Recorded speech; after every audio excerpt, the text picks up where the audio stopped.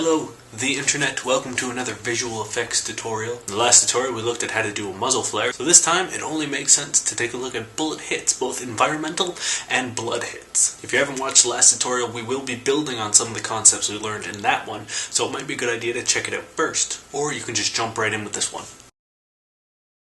Okay, now I apologize if the sound is not the best. There's some construction right outside my window. They are literally tearing a house down. Okay, so here's what we're actually going to be doing.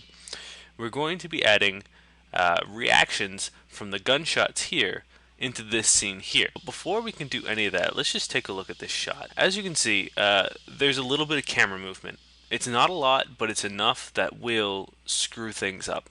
And if you don't know what I mean, let me just show you. I'm going to throw in a windshield hit. Scale it down a bit. It's right there. And watch it. As we scrub along, you can see that it's stuck to the screen and not the scene.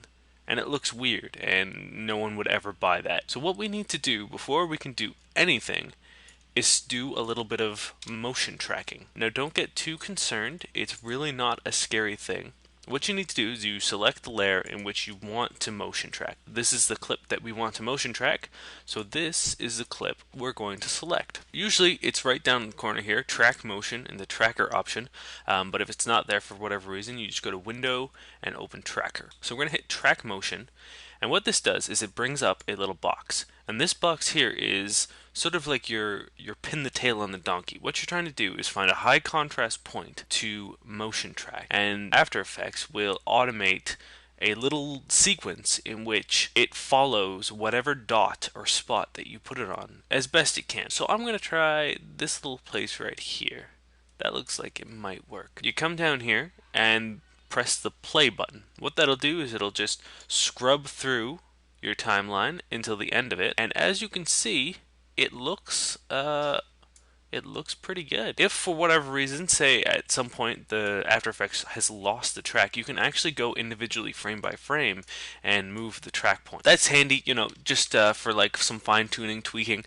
I usually always go through frame by frame at the end of a shot and tweak my motion tracker just to make sure it's perfect, but in terms of saving time today, we're not going to do that. Okay, so now that we've got a motion track and it's looking pretty good, what we need to do is come up to Layer, New Object, Null Object. And what a null object is literally what it sounds like. It is nothing. It doesn't do anything. It just kind of sits there. So what we're doing now is you head over to the motion tracker and you edit the target. Select the layer, and that's your null. Select the null, hit OK. Now what you want to do is you're applying the data from the motion tracker onto the null object. So X and Y, and OK. So what we've done now is we've told After Effects store all the data that you just got from motion tracking into the null object. And as you can see, the null object now follows with the scene. Now you might be wondering what the point of that is. Well, now we can drop in our visual effects element, so our first window hit, place it wherever we want it to. It's still not working. So what you want to do is parent this clip, the windshield hit clip, to the null object. So you can do that in two ways. You can either grab the pick whip, which is this little line thing here right now that I'm swinging around, and select the null object, or you can just click on the side box here and go to null object. That will tell the bullet to stick to the data that's in the null object. So as you can see, the windshield hit now sticks to the scene as dictated by the tracking data in the null object. So here we go. We've got the window smash. Bang, bang. Cool. But as you see, this second one isn't tracked. So we just got to do the exact same thing again.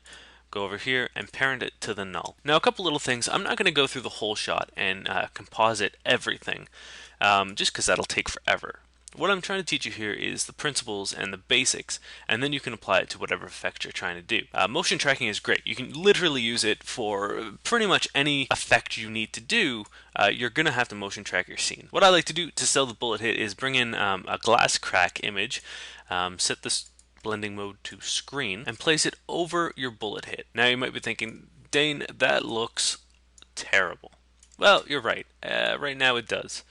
But we're going to select the Eclipse tool and draw just a nice little circle around. We're going to feather the masks which is super important to do because it always makes everything look better. Then we're going to hit T to bring up the transparency, hit the stopwatch because we're going to do a little bit of animating, and set it to 0. We're going to pump through a couple of frames and bring it back up to, let's say, 75. And again, we're going to have to parent this to the null. There we go. As it shoots the glass, it actually adds a little bit of crack. And it's a nice little touch. You don't need to do it, but I find when you're doing stuff like this, little details like that really help sell the effect. So I'm not going to go through all the different things you can add. You can add dirt hits, you can add a nice little spark off of here. It's all just a matter of what you want your scene to look like and what elements you have available to you. So let's move along to the blood hit. Now we're going to do another really fun thing. We get to shoot someone.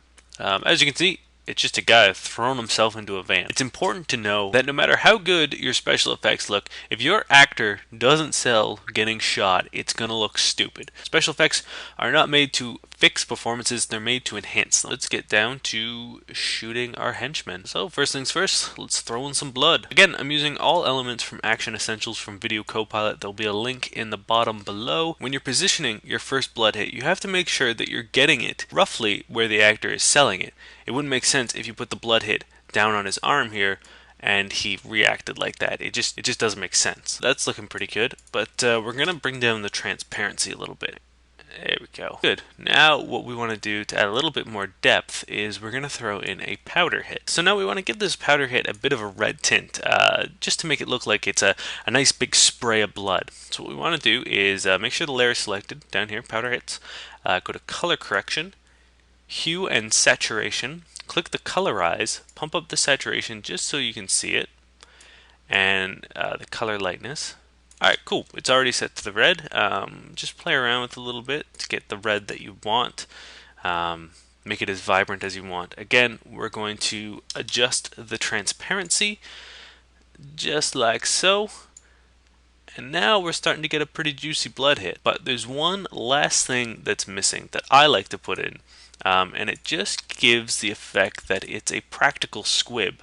And if you don't know what a squib is, it is a little mini explosive that's put on an actor's body, and when it detonates, it shoots out a little package of blood. It's really great and it's awesome, but because we don't have the money, we are going to fake a squib. And by doing that, you just need a little bit of smoke and a little bit of spark. It's just enough that you see a pop. Now we're going to put that underneath the powder hit because we don't want it overpowering, but it just gives the feeling like there's a detonation here. We're going to have to bring the transparency down as well. So there you go, our completely computer generated squib hit. So those are your two basic bullet hits, environmental and body. As you can see, it's really not hard to do either. You just have to spend the time to build up and add your components together to really sell the effects. If you're just starting to learn VFX, feel free to send me the link of stuff you're working on. You can do it by Twitter or Facebook or YouTube, and I will try to check it out and give you some pointers and let you know what you're doing right, what you're doing wrong, and help you along learning a little bit more. Thank you for watching. This is Dane Miller for Film Army. I will see you next time on the internet. In the meantime, please be safe and be kind.